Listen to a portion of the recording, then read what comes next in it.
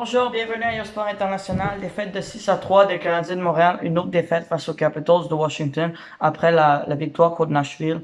Donc, le Canadien encore incapable de mettre deux victoires de suite en poche. Ça fait vraiment longtemps que c'est pas arrivé. Bien sûr, c'est pas arrivé cette saison, mais même en fin de saison dernière, je pense, ça fait vraiment longtemps. Euh, donc, les Capitals qui vont gagner un autre match. Ils ont beaucoup de blessés, les Capitals, mais trouvent encore une façon de gagner. Ovechkin va terminer le match avec 3 mentions d'aide, ce qui est quand même incroyable. Les Capitals ont inscrit le premier but après une erreur de Jeff Petrie. C'était Boud qui a marqué. Dowd qui a marqué pour faire 1-0 Capitals. Et ensuite, les Capitals ont marqué un autre but. C'était celui de Carlson. Il a fait un bon tir après que Armia se soit apporté vers Ovechkin. Car on sait tous que Ovechkin est toujours très dangereux sur un tir sur réception. Puis les Capitals ont marqué une fois de plus. Cette fois-ci, c'était une erreur de Paquette.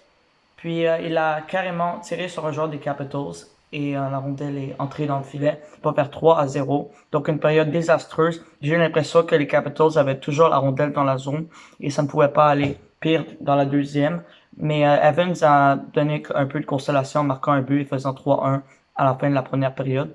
Mais ça n'a pas tardé. Les Capitals n'ont pas tardé d'inscrire un autre but. Celui de Kuznetsov a fait 4-1.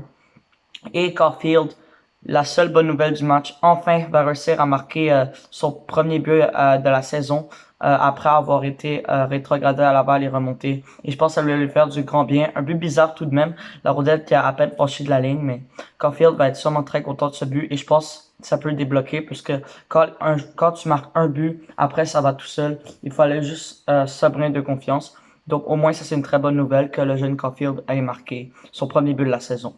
Mais par contre, les Capitals ont ruiné la fête. Encore une fois, Tom Wilson a fait 5-2, puis plus tard 6-2, un tir de Orlov, un mauvais but donné par Allen.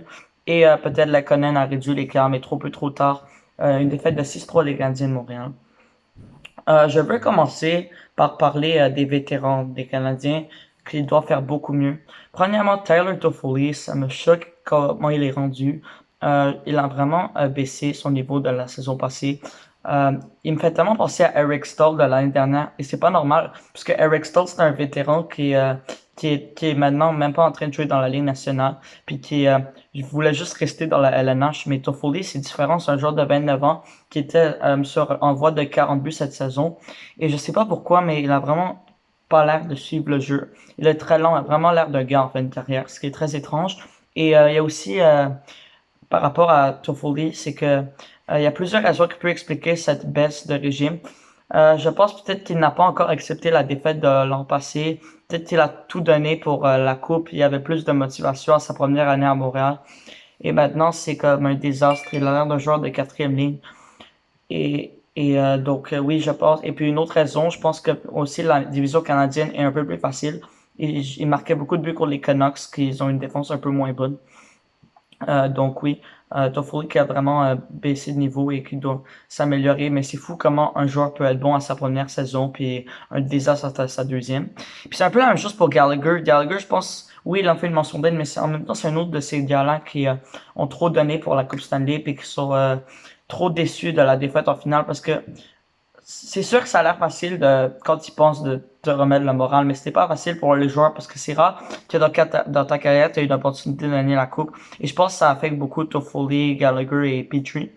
Petrie, ça continue vraiment la misère, cette misère d'année.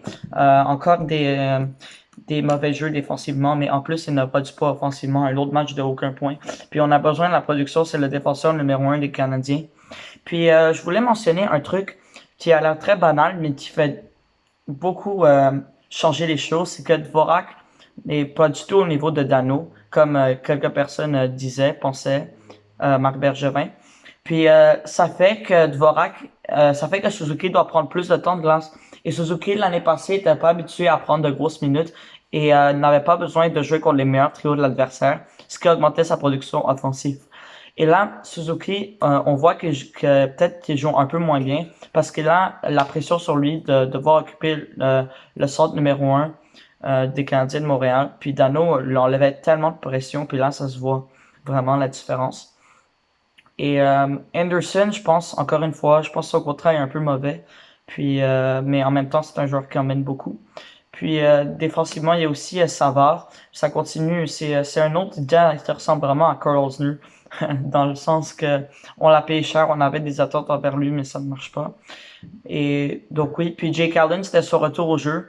J'ai trouvé qu'il n'a pas eu un bon match, bien sûr, puisqu'il a eu ses buts, mais en même temps, il n'y avait aucun support offensif. Puis c'est pas un gardien partant, Allen, on le sait tous. Donc je trouve quand même il fait bien dans les circonstances et il peut pas être blâmé. Donc oui, cette saison va être difficile. Il faut trouver du positif à bâtir. On va probablement perdre beaucoup de matchs, mais il faut trouver chaque élément positif. Donc Cole Caulfield qui marque un but, ça c'est extrêmement bien pour sa confiance et pour augmenter le niveau. C'est très important pour un jeune joueur comme lui de se développer. Et c'est bien que c'est venu enfin son but. Merci de m'avoir écouté et bonne soirée.